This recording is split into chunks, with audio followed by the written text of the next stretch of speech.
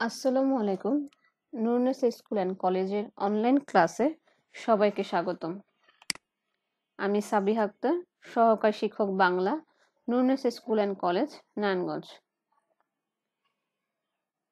আজকে আমি নবম দশম শ্রেণীর বাংলা দ্বিতীয় পত্রের তৃতীয় অধ্যায়ের একটি অংশ আমি আলোচনা করব। শিক্ষার্থী বন্ধুরা, কেমন আছো সবাই? আশা করি ভালো, সুস্থ এবং নিরাপদে আছো। তাহলে চলো আমরা মূল আলোচনায় চলে আসি। তোমরা একটা ছবি দেখতে পাচ্ছ। বলতে পারবে ছবিটি দ্বারা কি বোঝাতে চাচ্ছি? হ্যাঁ, ঠিক বলেছ, বুক জ্বালা। তেমনি ভাবে আমরা আরেকটা ছবি দেখব। কি দেখতে পাচ্ছি? ঠোঁটে ঘা হয়েছে, তাই না? হ্যাঁ, ঠিক বলেছ, ঠোঁটে ঘা। আমরা আরেকটি ছবি দেখি। শরীর দেখা যাচ্ছে, কিছু দেখা যাচ্ছে, তো এগুলো হচ্ছে কিসের নাম? ফুসকুড়ি। তাহলে শরীরে ফুসকুড়ি উঠেছে। এগুলো হচ্ছে আমাদের শরীরের বাইরে মাঝে মাঝে হয়ে থাকে, বাইরের অংশে সব দেখা যায়, যেগুলোর লক্ষণ দেখে ডাক্তাররা রোগ নির্ণয় করে থাকে। তাহলে এই যে এইগুলো কোনো লক্ষণ, কোনো রোগের লক্ষণ, এগুলোকে আমরা কি বলতে পারি? রোগের উপসর্গ, তাই না?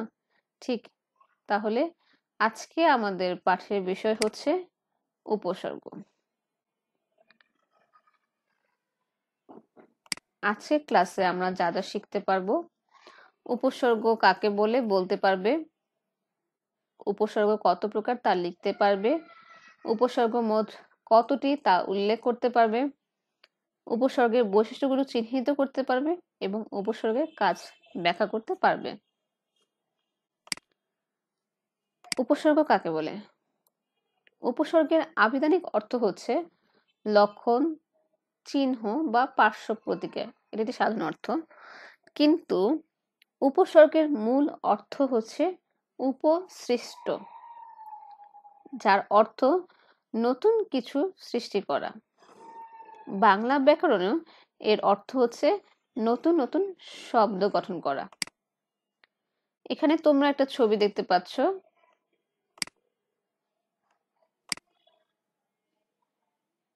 হাড়, তাই না? এখানে আরেকটা ছবি দেখি। এটা কি বলতে পারবে কিসের ছবি? বা এই ছবির সাথে, এই শব্দের সাথে এখানে কি মিল আছে? হ্যাঁ, এর আরেক নাম হচ্ছে আহার। আমরা আরেকটা দেখি শব্দ, উপহার। শিক্ষার্থীরা, তোমরা এই তিনটি শব্দের মধ্যে খেয়াল করো, একটি মিল এবং একটি অমিল আছে। মিলটি কি? তিনটি শব্দেই হার শব্দটি আছে। হার, এখানেও হার, এখানেও হার। আর অমিল হচ্ছে এখানে উপ আর এখানে হচ্ছে আ যোগ হয়েছে। তাহলে এই মূল এখানে যে শুধু হার আছে, এর সাথে যদি আমি একবার আ যোগ করি তাহলে হয়ে যাবে আহার, যার অর্থ ভিন্ন হয়ে যাবে। আবার যদি আমি উপযোগ করি তাহলে হয়ে যাবে উপহার, সেটি আবার আরেকটি অর্থ হয়ে যাবে।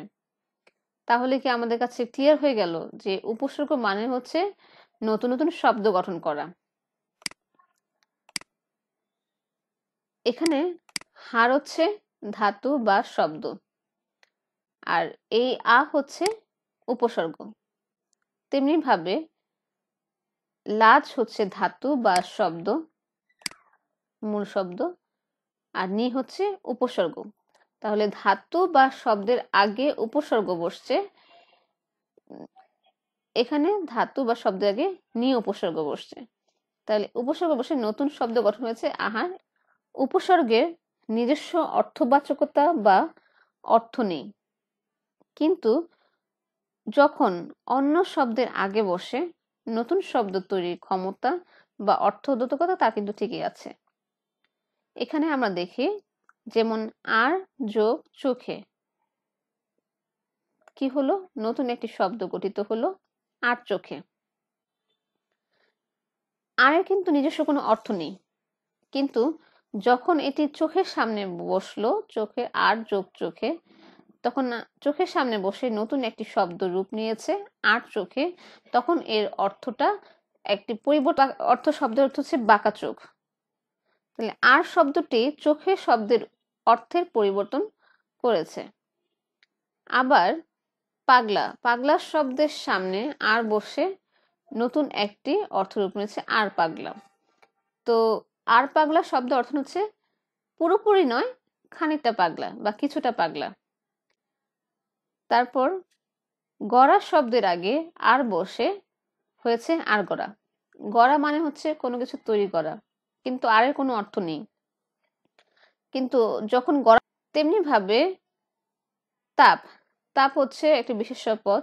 তাপ অর্থ শব্দ হচ্ছে, এখন এই তাপের সামনে যখন বসছে, যোগ হয়েছে, তখন এটি হয়ে গেল প্রতাপ। প্রতাপ শব্দের অর্থ হচ্ছে বীরত্ব। তাহলে তাপ অর্থ হচ্ছে উষ্ণতা, কিন্তু এখানে যখন হয়েছে তখন বীরত্ব হয়ে গেছে বা পরাক্রান্ত, নতুন একটি শব্দ রূপ নিয়েছে। আবার সেই তাপের সামনে যখন আমি অনুযোগ করব, হয়ে গেছে অনুতাপ। অনুতাপ শব্দের অর্থ হচ্ছে অনুশোচনা বা আফসোস। তার এখানে তাপ শব্দের অর্থের পরিবর্তন সাধিত হয়েছে। তেমনি ভাবে অনু এগুলো নিজস্ব কোনো অর্থ নেই, এগুলো স্বাধীনভাবে কোনো বাক্যেও ব্যবহৃত হতে পারে না। তাই ভাষাবিদগণ এরূপ অব্যয়সূচক শব্দ বা শব্দাংশের নাম দিয়েছেন উপসর্গ।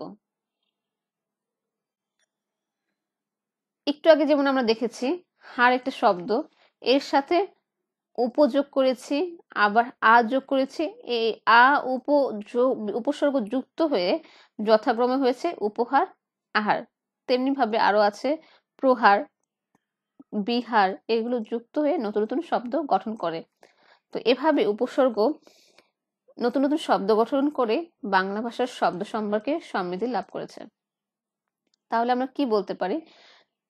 যে সকল অবজাতীয় শব্দাংশ, ধাতু বা শব্দের পূর্বে ব্যবহৃত হয়ে নতুন নতুন শব্দ গঠন করে তাদেরকে উপসর্গ বলে। এখন আমরা বাংলা ব্যাকরণ যে ভাষাবিদগণ আছে তাদের সংজ্ঞা একটু জেনে নিই। বাংলা ব্যাকরণে তোমরা প্রায় এই ভাষাবিদের নাম শুনে থাকবে, ডক্টর সুনীতি কুমার চট্টোপাধ্যায়। তার মতে উপসর্গ কি? সংস্কৃতে কতগুলো অব্যয় শব্দ আছে, এগুলো ধাতুর পূর্বে বসে এবং ধাতুর মূল ক্রিয়ার গতি নির্দেশ করে। এর অর্থের প্রসারণ, সংকোচন বা অন্য পরিবর্তন আনয়ন করে দেয়। এরূপ অব্যয় শব্দকে উপসর্গ বলে। অর্থাৎ যেগুলো আমি একটু আগে আলোচনা করেছিলাম, যে অর্থের প্রসারণ, সংকোচন অথবা অন্য পরিবর্তন আনয়ন করে দেয়। ডক্টর মোহাম্মদ এনামুল হক, এই নামটিও তোমাদের কাছে পরিচিত আশা করি। তিনি কি বলেছেন? যেসব অব্যয় শব্দ কৃদান্ত বা নামপদের পূর্বে বসে শব্দগুলোর অর্থের সংকোচন, সম্প্রসারণ বা অন্য কোনো পরিবর্তন সাধন করে, ওইসব অব্যয় শব্দকে বাংলা ভাষায় উপসর্গ বলে। তোমরা একটু খেয়াল করবে। তারপর অশোক মুখোপাধ্যায়, বাংলা ভাষায় কিছু অব্যয় আছে যারা ধাতু বা শব্দের আগে যুক্ত হয়ে তাদের অর্থ বদল করে দেয়, এদেরকেই বলা হয় উপসর্গ। আচ্ছা, উপসর্গ তাহলে এতটুকু ক্লিয়ার হয়ে গেছে যে উপসর্গের নিজস্ব কোনো অর্থ নেই, এগুলো অন্য শব্দের সাথে যুক্ত হয়ে বিশেষ অর্থ প্রকাশ করে। আমরা এখানে মনে রাখবো যে উপসর্গ সব সময় মূল শব্দ বা ধাতুর পূর্বে যুক্ত হয়।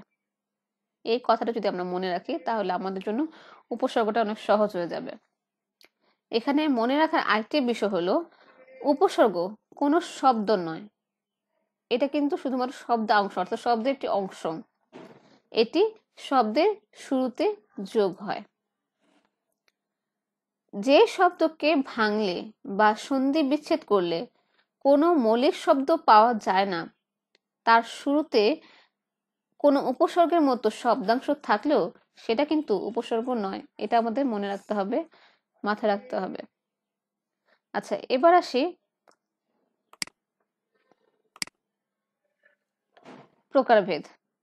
বাংলা ভাষায় ব্যবহৃত উপসর্গ মূলত 3 প্রকার: বাংলা উপসর্গ,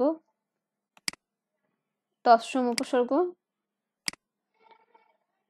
বিদেশি উপসর্গ।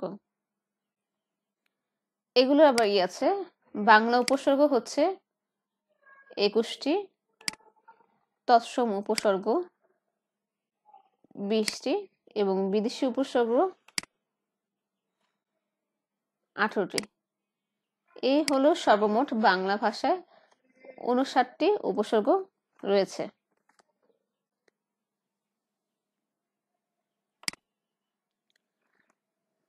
এখন শিক্ষার্থীদের তোমাদের কাছে আমার প্রশ্ন হলো, আমরা একটু আগে যে উপসর্গের সংজ্ঞা জানলাম বা উপসর্গ সম্পর্কে জানলাম, এগুলো দেখে তোমরা কি বুঝতে পেরেছো যে উপসর্গের বৈশিষ্ট্য কি কি হতে পারে? তাহলে চলো আমরা একটু মিলিয়ে নিই উপসর্গের কি কি বৈশিষ্ট্য। উপসর্গ নতুন নতুন শব্দ গঠন করে, এগুলো সব অবজাতীয় পদ হবে, এগুলো সব শব্দাংশ হবে, এগুলো অর্থহীন,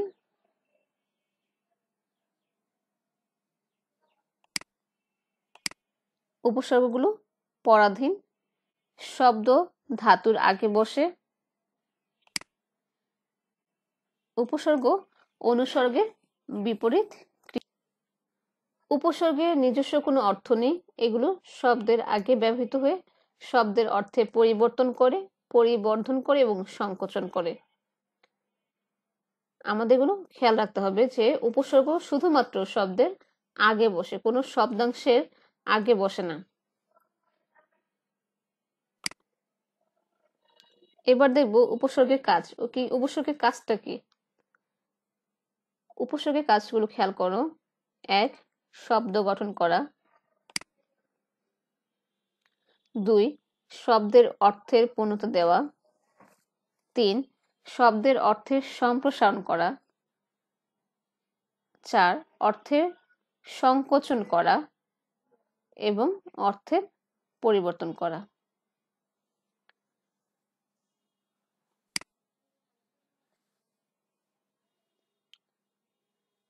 এখানে দেখো বাংলা উপসর্গ হচ্ছে আগাছা।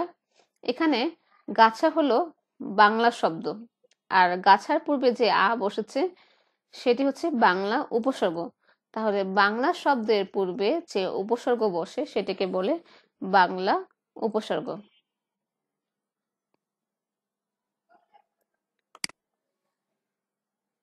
আমৃত্যু। এখানে মৃত্যু শব্দটি হলো তৎসম শব্দ, এর আগে যে আ বসেছে সেটি হলো তৎসম উপসর্গ। তাহলে তৎসম শব্দের পূর্বে যে উপসর্গ বসে তাকে তৎসম উপসর্গ বলে।